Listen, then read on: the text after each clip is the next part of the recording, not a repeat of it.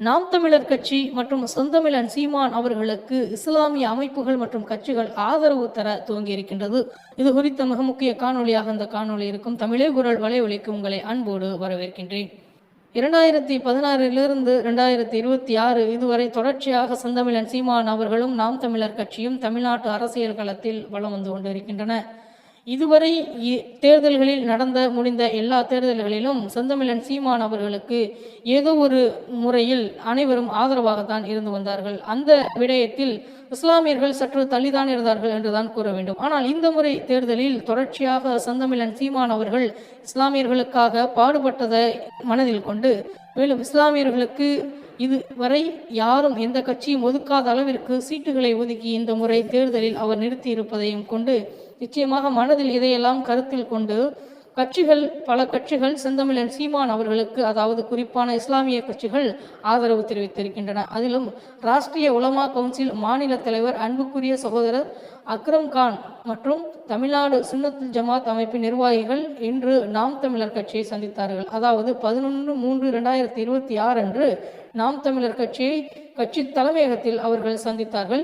சந்தித்து தங்களுடைய பேராதரவை நாம் தமிழர் கட்சிக்கு 2026 சட்டமன்ற தேர்தலில் வழங்கினார்கள் என்பது குறிப்பிடத்தக்கது.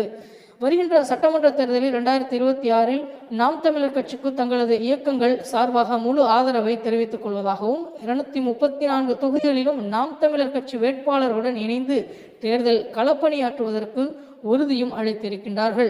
இப்படியாக தொடர்ச்சியாக நாம் தமிழர் கட்சியின் மீது நம்பிக்கை பொதுமக்களிடையேயும் அனைத்து வகையான மக்களிடையேயும் அதிகரித்து வருகின்றது.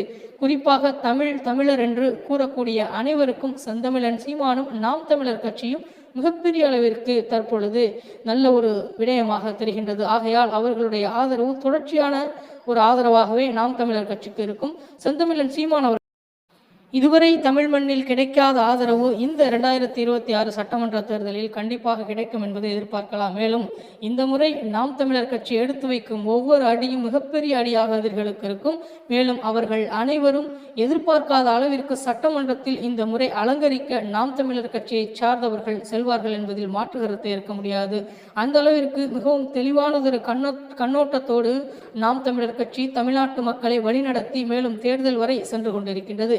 2026 தேர்தல் என்பது நாம் தமிழர் கட்சிக்கு மட்டுமல்ல, ஒட்டுமொத்த தமிழ்நாட்டு அரசியல் உலகத்திற்கும் மிகப்பெரிய ஒரு சம்பட்டி அடியாக இருக்கும் நாம் தமிழர் கட்சியினுடைய வெற்றி என்பது குறிப்பிடத்தக்கது.